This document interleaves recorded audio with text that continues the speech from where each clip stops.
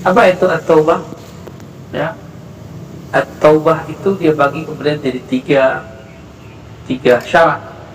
Tapi sebelum dia menyebutkan syaratnya, Imam Nawawi mengatakan, qala ulama at-taubatu wajibatun min kulli dzanb. Orang awam mengira baca istighfar itu sunnah, taubat itu dianjurkan. Bukan, taubat itu wajib. At-taubatu wajibatun min kulli dzanb. Taubat itu wajib setiap kita melakukan dosa. Ayatnya jelas sekali, ayyuhalladzina amanu tubu ilallah, ya, taubatan nasuha. Wahai orang beriman, taubatlah kamu kepada Allah. Berarti itu wajib, ya, taubat yang nasuha. Lalu dibagi, dosa itu terbagi dua. Ada dosa antara hamba dan Allah, ada dosa antara hamba dan makhluk. Kalau dosanya antara hamba dan Allah, maka cukup melakukan tiga hal. Pertama, ayyuqli'a 'anil maksiyah, menghentikan maksiat, itu sudah bagian dari tobat. Yang kedua, ayyandama 'ala fi'liha, menyesali perbuatannya. Ini yang disebut muhasabah, dan ini biasanya dibimbing oleh seseorang. Biasanya kalau ada orang membimbing kita, jadi lebih enak. Jadi ketika kita dibimbing, ada namanya talqin istighfar. Istighfar itu dibimbing per anggota tubuh. Astagfirullah, ada dosa mata, dosa telinga, itu bisa bikin air mata berlinang, ya. Dalam hadis dikatakan an-nadamu taubah.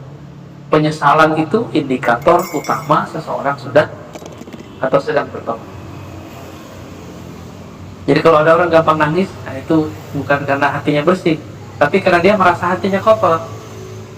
Dan jangan GR dulu. Karena kita merasa diri tetap kotor, maka kita nangis.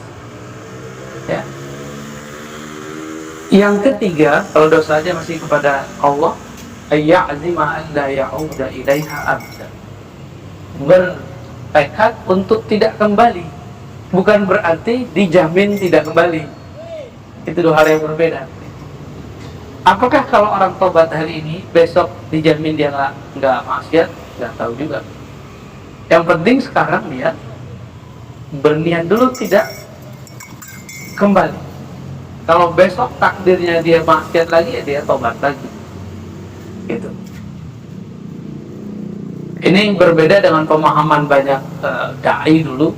Kalau tahu berapa dai, tobat cukup sekali, ya. Atau bukan tobat sekali.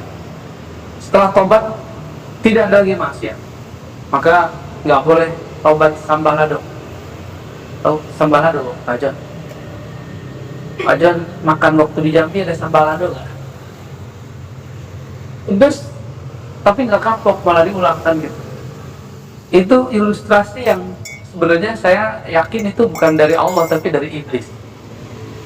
Akhirnya orang-orang ngomong, ya sudah nanti aja tobatnya kalau udah tua. Itu cara iblis ngomong, kamu nanti aja tobatnya. Karena sekali tobat jangan maksiat lagi. Bukan begitu pemahamannya. Kalau sudah tobat, besok itu urusan Allah lagi. Kalau terjebak maksiat lagi, tobat lagi. Gitu aja.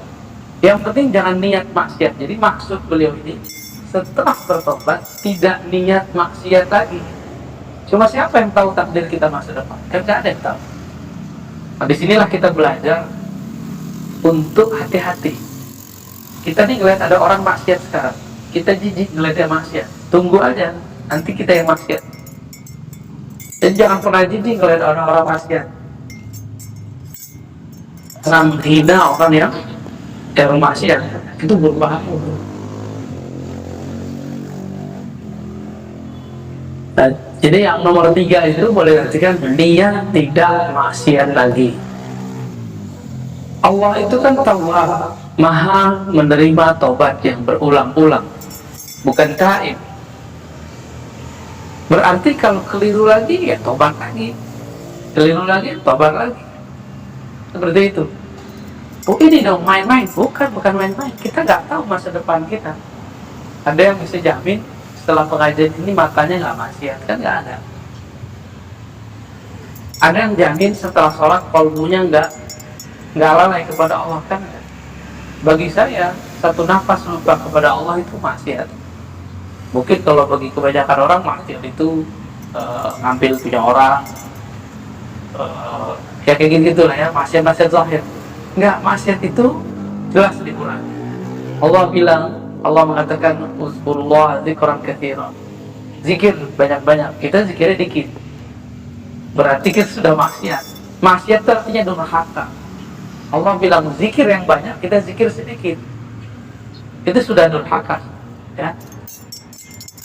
Wa in kanatil ma'siyatu ta'allaq bi adami fa syurutuha apa? Kalau berkaitan dengan manusia, jadi kita ini dosanya melibatkan manusia, menyakiti orang atau mengambil hak orang. Maka ditambah 3, ditambah 1 lagi, 4. Mengembalikan haknya jika itu kita mengambil haknya. Dan yang kedua, apa? Satu paket itu ya, mengembalikan haknya, minta ridho kepadanya.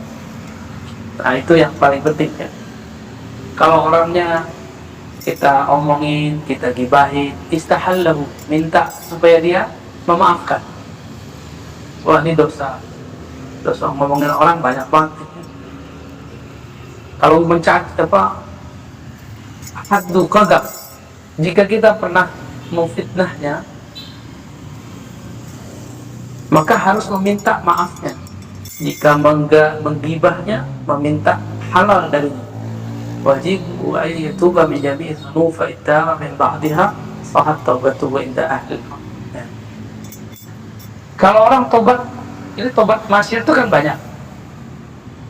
Kalau dia tobat cuma separuh maksiat, ya separuhnya diampuni, separuhnya enggak. Disebutkan di sini. Dalil mengenai tentang tobat ini sangat banyak. Nah, jadi salah satu metodologi Imam Nawawi, beliau nukil ayat terus hadis. Ayat dulu baru hadis ya. Ayat pertama yang dinukil banyak sekali kata beliau ayat tentang taubat, tapi diringkas cuma jadi 3. Ayat yang pertama surat An-Nur ayat 31. Wa tubu ilallahi jami'a, dan bertobatlah kepada Allah hai orang-orang beriman semuanya. Ya, ayyuhal mu'minun la'allakum tuflihun, supaya kamu mendapatkan kemenangan. Dalam tradisi ahli rohani, orang tidak akan mendapatkan kesuksesan qalbu rohani kecuali dia mulai melalui pintu taubat. Ini ayatnya. Jadi taubat itu babul falah, pintu kesuksesan rohani.